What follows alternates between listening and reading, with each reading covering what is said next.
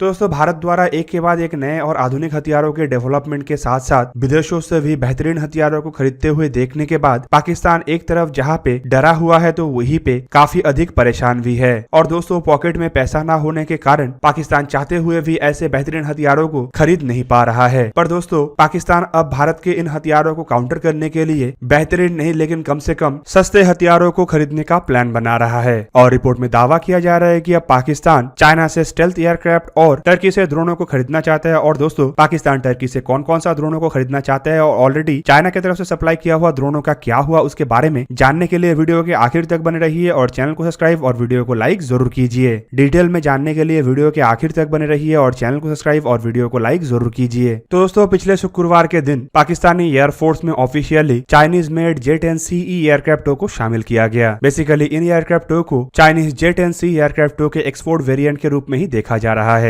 इन एयरक्राफ्टों को पाकिस्तानी एयरफोर्स के बेड़े में इंट्रोड्यूस करने के लिए जो सेरेमनी आयोजित किया गया था उसमें पाकिस्तान के फकीर आजम इमरान खान भी प्रेजेंट थे। और दोस्तों इस सेरेमनी के बाद पाकिस्तानी मीडिया में J-10C एयरक्राफ्टों को लेकर बताया जा रहा है कि ये पाकिस्तानी एयरफोर्स के कैपेबिलिटी को भी मजबूत करेगा और साथ ही एक ऐसा एयरक्राफ्ट है जो highly manoeuvrable, advance infrared detection capability और long range air to air मिसाइलों से लैस है। अगर पाकिस्तानी एयरफोर्स के बेड़े को देखा जाए तो पाकिस्तान में J-10C से पहले चाइनीज मेड JF-17 एयरक्राफ्टों को शामिल किया गया है, जबकि पाकिस्तान के अगर सबसे ताकतवर एयरक्राफ्टों को देखा जाए तो ये असल में अमेरिकी F-16 ही है। रिपोर्ट में बताया जा रहा है कि पाकिस्तान अब अमेरिकी F-16 एयरक्राफ्टों को भी रिप्लेस करने का तैयारी कर रहा है और शायद J-10C उसी का ही शुरुआत मात्र हो सकता है, क्योंकि F-16 एयरक्राफ्ट फिलहाल पाकिस्तान के अंदर जो सर्विस में है वो मेंटेनेंस और स्पेयर पार्ट्स के अभाव में एक तरीके से नाकारा है। जबकि दोस्तों एयरक्राफ्टों को इंट्रोड्यूस करने के सेरेमनी के बाद दूसरी तरफ ये भी रिपोर्ट में बताया जा रहा है कि अब पाकिस्तान एयरक्राफ्टों के साथ साथ चाइनीज और टर्किश मेड आर्म्ड ड्रोनों को भी अपने बेड़े में शामिल करने का तैयारी कर रहा है। अमेरिकी न्यूज मीडिया द ड्राइव के हाल ही के एक रिपोर्ट में यह भी खुलासा किया गया कि पाकिस्तान के पास कुछ चाइनीज मेड ड्रोन्स भी है, लेकिन ये फिलहाल कुछ कारणों की वजह से सर्विस में नहीं है। जबकि पहले ये रिपोर्ट आ चुका है कि पाकिस्तान को चाइना की तरफ से ड्रोन तो सप्लाई किया गया है, लेकिन चाइना ने इन ड्रोनों को लेकर भी पाकिस्तान को ऐसा चुना लगाया कि पाकिस्तान अब पछता रहा है। बेसिकली ये ड्रोन फॉल्टी इक्विपमेंटों की वजह से फ्लाइंग के लायक नहीं है और पाकिस्तान चाइना को कई बार रिक्वेस्ट कर चुका है कि इन ड्रोनों को मरम्मत किया जाए और फॉल्टी इक्विपमेंटों को रिप्लेस किया जाए। जबकि जो दूसरा ड्रोन को लेकर पाकिस्तान के अंदर चर्चा हो रहा है वो असल में Turkish made Bayraktar TB2 unmanned aerial vehicle है। दोस्तों ये ड्रोन हाल ही में काफी अधिक चर्चा में इसलिए भी है क्योंकि रिपोर्ट में बताया जा रहा है कि यूक्रेन के द्वारा इन्हीं ड्रोनों का इस्तेमाल करके रशियन टैंक कॉलोमों के ऊपर हमला किया जा रहा है। जबकि ये ड्रोन नागानो काराबाख के लड़ाई मतलब अर्मेनिया अजरबैजान के लड़ाई के दरमियान भी काफी अधिक चर्चा में आया था और रिपोर्ट में यह भी दावा किया जाता है कि इन ड्रोनों की वजह से ही अजरबैजान को एक तरफा जीत मिला। पर दोस्तों अगर साथ ही साथ यूक्रेन के अंदर हुए घटनाओं को देखा जाए तो रशिया की तरफ से भी दावा किया जा रहा है कि कई सारे बायरेक्टर TB2 टर्किश मेड ड्रोनों को रशिया ने मार गिराया है। इन ड्रोनों को निर्माण करने वाले कंपनी बाइकर का कहना यह है कि फिलहाल ये बायरेक्टर TB2 ड्रोन 16 देशों के द्वारा इस्तेमाल किया जा रहा है, जिनमें यूक्रेन और पोलैंड जैसे देश भी शामिल है। बाइकर का यह भी दावा है कि साल 2020 में इन ड्रोनों ने कई सारे एक्टिव कॉन्फ्लिक्ट के दरमियान अपना भूमिका निभा चुका है, जिनमें लीबिया और सीरिया में हुए सिविल वॉर से शुरू करके अजरबैजान अर्मेनिया का लड़ाई है। और इन सभी लड़ाई में बायरेक्टर TB2 अनमैन एरियल व्हीकल ने सक्सेसफुली रशियन एयर डिफेंस सिस्टमों के ऊपर हमला भी किया, जिनमें कंपनी का दावा है कि ज्यादातर क्षेत्र में रशियन पैंसर मिसाइल डिफेंस सिस्टम ही इन ड्रोनों का शिकार बना। दोस्तों अगर बायरेक्टर TB2 ड्रोनों को खरीदने के पाकिस्तान का इच्छा को अगर देखा जाए तो रिपोर्ट में दावा किया जा रहा है कि पाकिस्तान ऐसा इच्छा तो साल भर से ही जता रहा है, लेकिन इसे लेके ब्रिटिश मीडिया का कहना है कि पिछले साल के मध्य में पाकिस्तान को टर्की से कुछ बायरेक्टर TB2 अनमैन एरियल व्हीकल के इंटरम डिलीवरी मिला है, जिसे लेके पाकिस्तान के द्वारा अब तक कोई पब्लिकली जानकारी तो नहीं दिया गया है, लेकिन मीडिया आउटलेट का यह भी कहना है कि शायद मार्च महीने में पाकिस्तान के द्वारा इसे लेके कोई खुलासा किया जाए। जबकि दोस्तों हाल ही में जब पाकिस्तानी बेड़े में J-10C एयरक्राफ्टों को शामिल किया गया था तब पाकिस्तान के द्वारा एक वीडियो भी रिलीज किया गया था और उसमें एक अन्य ड्रोन को भी दिखाया गया था जिसे कि बाइकर आकांकी के नाम से जाना जाता है। यह टर्की के द्वारा निर्माण किया हुआ अब तक के सबसे आधुनिक ड्रोन है। एक तरफ जहाँ पे बायरेक्टर TB2 अनमैन एरियल व्हीकल अपने ऑपरेशनल पेलोड लिमिट में काफी पीछे है और इसके मैक्सिमम टेक ऑफ वेट सिर्फ 650 किलोग्राम और पेलोड क्षमता सिर्फ 150 किलोग्राम है, तो वहीं पे ये जो आकांकी अनमैन एरियल व्हीकल है 2 इंजनों के कारण 5 टन के maximum take off weight capability रखता है। दोस्तों आकार में बड़े और मैक्सिमम टेक ऑफ वेट अधिक होने के कारण आकांकी ड्रोन बायरेक्टर TB2 ड्रोन के मुकाबले में अधिक रेंज तक भी ऑपरेट हो सकता है और ज्यादा समय भी हवा में रह सकता है। जबकि रिपोर्ट में बताया जा रहा है कि बड़े आकार के होने के कारण ये करीब 1300 टन के हथियारों और अन्य सेंसर्स को कैरी कर सकता है। आकांकी ड्रोनों को लेकर यह भी दावा किया जा रहा है कि ये बायरेक्टर TB2 ड्रोनों के मुकाबले में खाली अधिक वजन के हथियारों को ही कैरी नहीं कर सकता है बल्कि बड़े आकार के लॉन्ग रेंज के हथियारों को भी कैरी कर सकता है। जहाँ पे बायरेक्टर TB2 अपने पेलोड क्षमता के लिमिटेशन के कारण खाली छोटे आकार के ही एंटी टैंक हथियारों को कैरी करने का क्षमता रखता था, तो वहीं पे आकांक्षी ड्रोनों को लेकर बाइकर कंपनी का दावा है कि ये बड़े आकार के स्टैंड ऑफ हथियारों को भी कैरी कर सकेगा। आकांक्षी ड्रोनों के पहले डिलीवरी तो पिछले साल अगस्त महीने में ही टर्किश आर्म फोर्सेस को किया गया है, तो इसे लेके एटलीस्ट फिलहाल ये कहा जा सकता है कि अभी भी ऐसे ड्रोन पाकिस्तान को डिलीवर नहीं किया गया होगा। जबकि अगर पाकिस्तान ऐसे ड्रोनों को खरीदने का सपना देख भी रहा है तो इसे लेके पाकिस्तान को कुछ और समय तक इंतजार करना पड़ सकता है। दोस्तों, बाइकर आकांक्षी ड्रोनों को लेके पाकिस्तानी मीडिया का कहना यह है कि ये लगभग अमेरिकी MQ-9 रीपर ड्रोनों के बराबर का है, जो भारत द्वारा अमेरिका से खरीदने का इरादा रखा जा रहा है। साथ ही साथ पाकिस्तानी मीडिया का यह भी कहना है कि बाइकर आकांक्षी ड्रोन असल में भारत के रीपर ड्रोनों को खरीदने के डिसीजन का ही जवाब है। जबकि दोस्तों, पाकिस्तानी एयरफोर्स के उस वीडियो में तीसरा एक ड्रोन को भी दिखाया गया जो कि Chinese made Wing Loong 2 unmanned aerial vehicle है। साल 2018 के रिपोर्ट के मुताबिक पाकिस्तान और चाइना के बीच में ऐसे 48 विंगलोंग 2 अनमैन एरियल व्हीकलों को लेके एक समझौता हुआ था। समझौते में एक क्लॉज ज्वाइंट प्रोडक्शन का भी था, मतलब चाइना से कुछ ड्रोनों को जहाँ पे डायरेक्टली पाकिस्तान खरीदना चाहता था, तो वहीं पे कुछ ड्रोनों को पाकिस्तान अपने ही देश में निर्माण करना चाहता है। दोस्तों, ये जो विंगलोंग 2 अनमैन एरियल व्हीकल है, इसके मैक्सिमम टेक ऑफ वेट